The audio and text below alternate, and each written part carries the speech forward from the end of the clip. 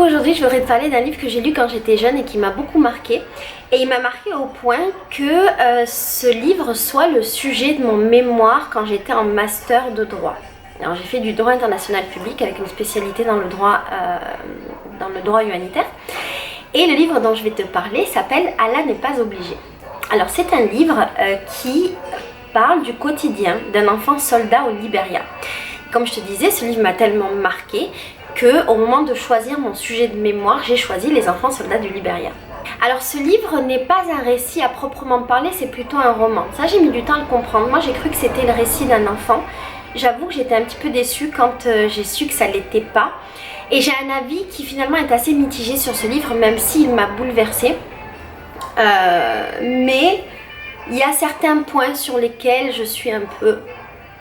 Voilà. Et du coup on va en parler aujourd'hui.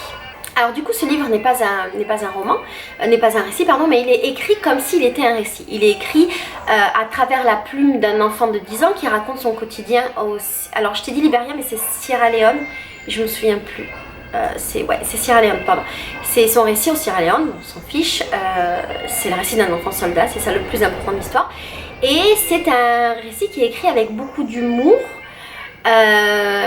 et avec le langage d'un enfant. Et en même temps, avec une conscience du monde qui entoure cet enfant, qui fait que c'est assez difficile de vraiment comprendre le livre quand on ne sait pas qu'il a été en réalité écrit par un adulte. C'est ce qui brouille un petit peu les pistes.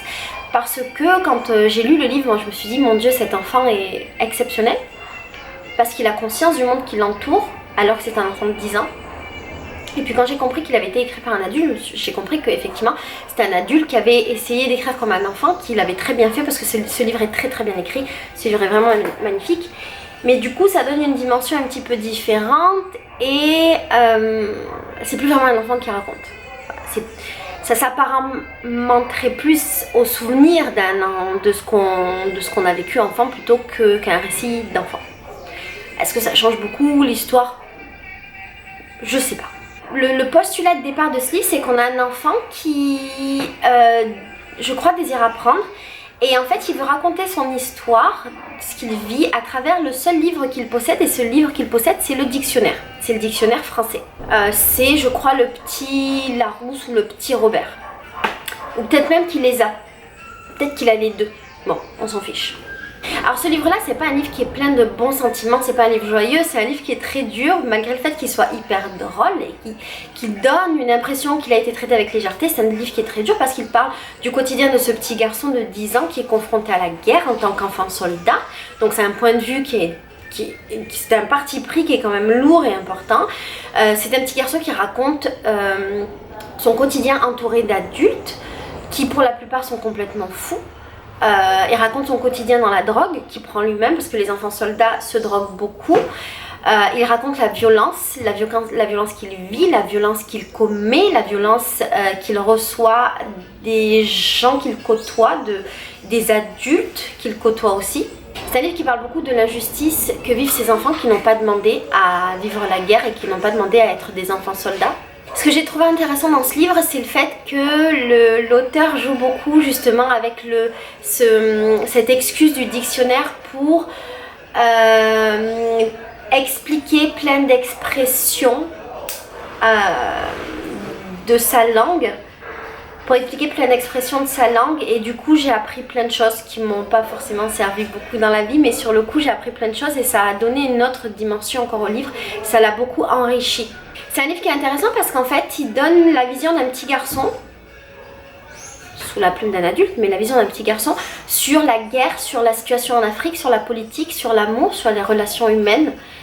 Et ça donne une vision du monde que je crois on ne peut pas avoir quand on n'a pas vécu ça. Pour nous les Français c'est complètement loin, impossible d'imaginer ne serait-ce qu'une seconde ce qu'on peut vivre dans ce monde-là. Et avec ce livre on a comme une petite fenêtre sur ça. Moi je pense que c'est un livre qu'il est important de lire parce qu'en fait ce qui s'est passé dans ce livre-là, même si ça remonte à des années et des années, c'est des choses qui se passent encore maintenant. Aujourd'hui, on a tendance à oublier.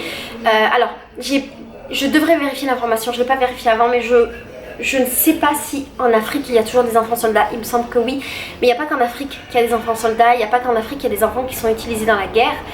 Il y a encore plein de cas, et encore aujourd'hui. Je pense par exemple aux FARC qui auraient utilisé des enfants en Colombie. Je pense aux petites filles kamikazes du Sri Lanka. Je pense aux enfants utilisés en Afghanistan, aux enfants utilisés au Mexique. Tout comme en Birmanie, en Inde, au Pérou, au Congo, au Mali et dans plein d'autres pays. Voilà, c'est un livre qui est intéressant de lire parce que c'est une réalité qui existe encore aujourd'hui. Je crois que c'est un livre qu'il faut lire quand on est jeune ou quand on est adulte, quand on est ado. Faut le lire. Il faut avoir conscience de ce qui se passe.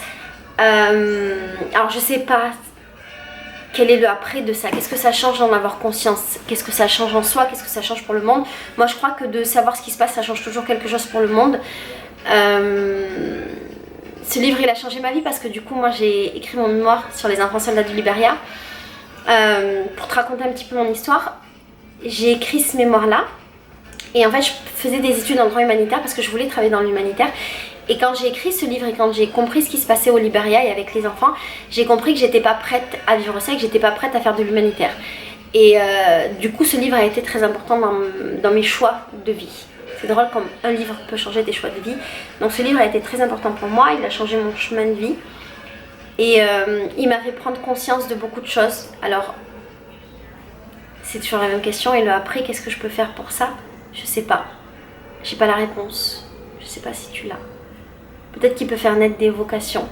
Peut-être que le fait d'en parler, ça peut aider à changer le cours de l'histoire. Je sais pas trop. Je sais pas comment terminer cette vidéo du coup. Juste je te conseille de le lire. Puis de me dire ce que t'en penses. Et de me dire s'il a changé quelque chose en toi. Je t'aime pas.